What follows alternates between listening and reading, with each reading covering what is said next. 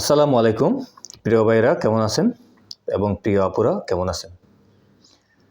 দেখুন, আমি আমার ইতিপূর্বের শর্টস বলেন বা লং ভিডিও বলেন কয়েকটা ভিডিওতে বলেছি এফিডেভিটের বিষয় নিয়ে।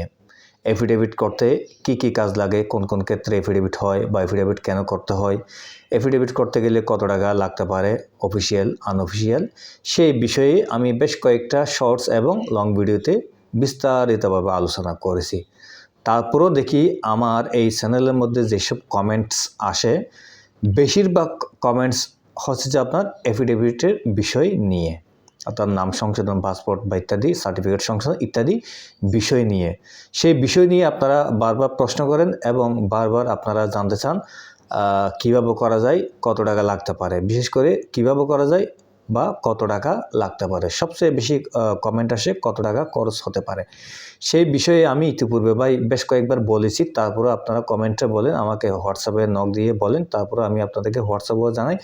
আবারও এই ভিডিওর মাধ্যমে বলতেছি, দেখুন এফিডেভিট করতে গিয়ে অর্থাৎ যখন আপনারা কোনো সার্টিফিকেট, পাসপোর্ট, জন্ম নিবন্ধন ইত্যাদি যেসব বিষয় আছে সেগুলো কোর্টে যখন এসে প্রথম শ্রেণীর ম্যাজিস্ট্রেটের কাছে গিয়ে আপনারা এফিডেভিট দেন, সেই ক্ষেত্রে সরকারিভাবে কোনো এফিডেভিটের খরচ নাই।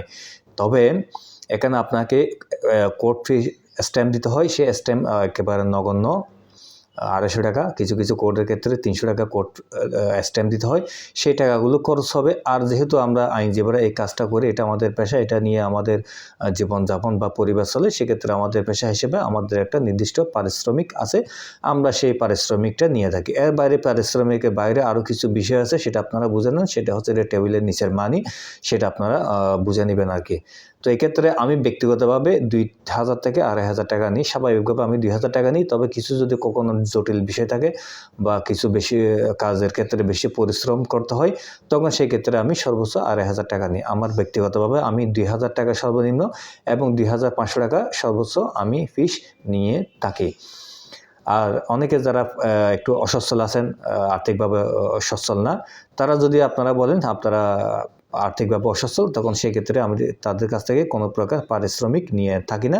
শুধুমাত্র যে অফিসিয়াল ফিসটা যায় বা কস্টিংটা যায়, যেমন যে স্ট্যাম্প কিনা আর কম্পিউটার টাইপ করা এগুলো, আর আন্ডার টেবিল মানি ওই ওখানে 200 টাকার মতো যায়, এগুলো আপনারা কাছ থেকে আমি নিয়ে থাকি। আর কেউ যদি বলেন যে আপনি একেবারে অসচ্ছল, আপনার পক্ষে কোনো অবস্থাতে টাকা দেওয়া সম্ভব না, আপনারা নির্দ্বিধায় এসে আমাকে বলবেন বা আমার সাথে যোগাযোগ করবেন। আমি উইদাউট মানে কোনো প্রকার টাকা পয়সা নেওয়া ছাড়া আমি আমার ব্যক্তিগত ফান্ড থেকে দিয়ে আপনাদের উদ্দেশ্যে সেই কাজটা আমি করে দিব।